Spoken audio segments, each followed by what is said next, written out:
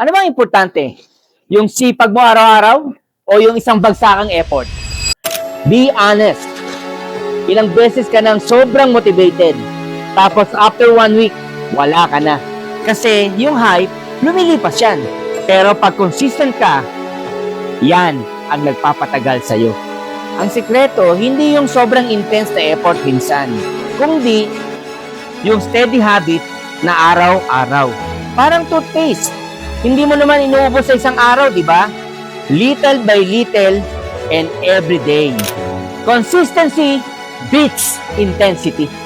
Mas okay na yung 20 push-ups araw-araw kaysa naman 200 push-ups ka, ngayong araw lang to, after 3 weeks, wala na ulit. The truth is, small actions compound. Daily habits shape results. Kaya kung seryoso ka sa goal mo, focus on what you can do today, not just the grand gestures. So tanong ko, consistent ka ba o puro simula ka lang? Kasi sa dulo, hindi yung pinaka-hype ang mananalo, kundi yung pinaka-steady.